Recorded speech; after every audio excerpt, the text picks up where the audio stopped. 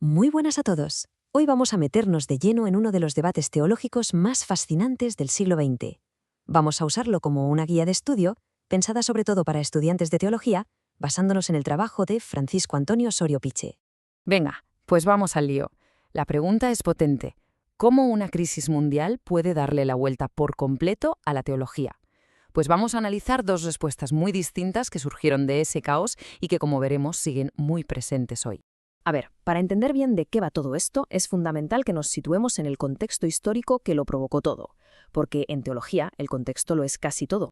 Claro, pensemos un momento en el siglo XIX. Era una época de un optimismo tremendo, muy influida por la Ilustración.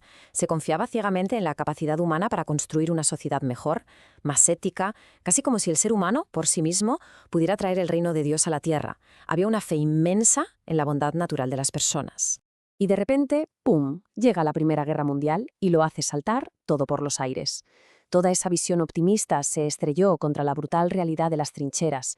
La devastación fue tal que dejó un vacío teológico enorme y una pregunta en el aire. ¿Dónde estaba esa supuesta bondad humana? Mirad esta línea de tiempo, es que es clarísima, muestra perfectamente ese antes y después. La guerra no fue solo un conflicto bélico, fue un punto de inflexión brutal que obligó a la teología a buscar respuestas nuevas y mucho más realistas. Y claro, ante semejante crisis, ¿qué pasó? Pues que surgieron dos grandes movimientos teológicos, capitaneados por dos pensadores que iban a marcar por completo el rumbo del pensamiento protestante. Así que tenemos, por así decirlo, dos bandos.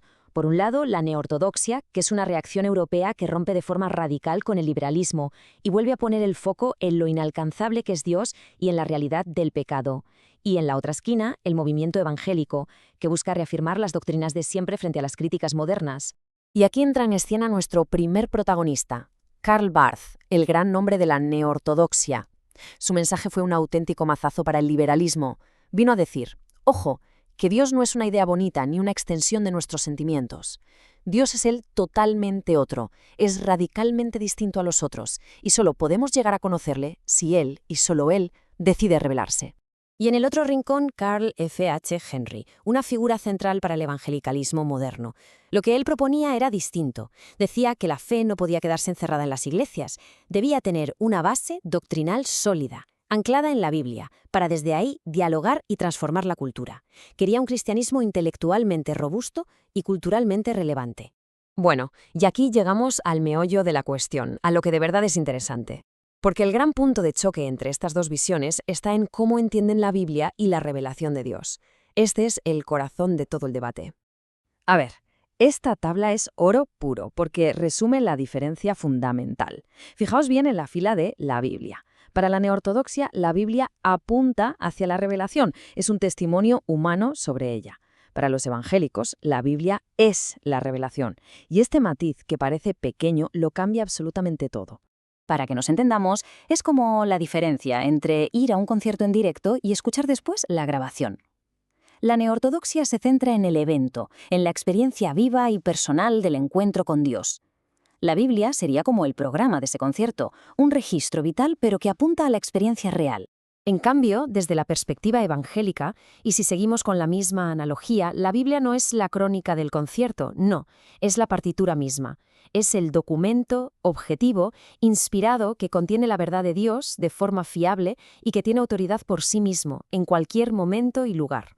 Vale, todo esto puede sonar muy teórico, muy de seminario, ¿verdad? Uno podría pensar, ¿y a mí esto para qué me sirve?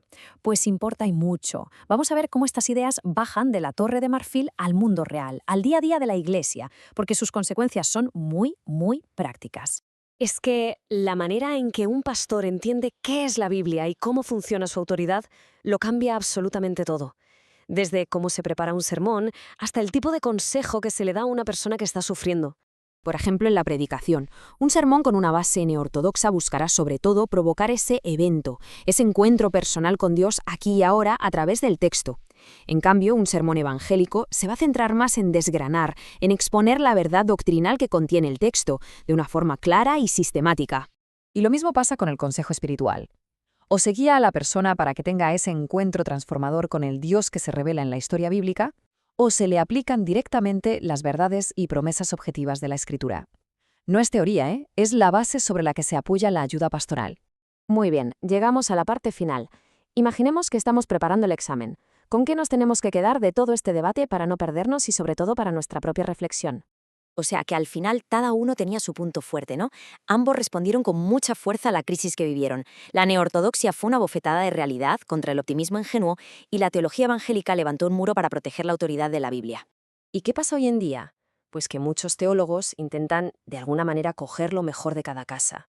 Buscan una teología que sea fiel a la Biblia, como quieren los evangélicos, pero que también sea capaz de hablarle al mundo de hoy, reconociendo la distancia que a veces sentimos con Dios, como señalaba la neortodoxia. Así que, si hay que resumir todo el debate en una sola pregunta, la pregunta del millón, sería esta. Grabaosla a fuego. ¿La Biblia contiene la palabra de Dios o la Biblia es la palabra de Dios? Ojo, porque la diferencia entre contiene y es lo cambia absolutamente todo. Es pasar de verla como un testimonio a verla como la revelación misma. Y con esto terminamos, pero os dejo una última pregunta para que le deis vueltas, porque es quizá la más importante. De estas dos grandes respuestas del siglo XX, con sus fortalezas y debilidades, ¿cuál nos equipa mejor para los líos y los desafíos que tenemos en el siglo XXI? Es una pregunta abierta, pero fundamental.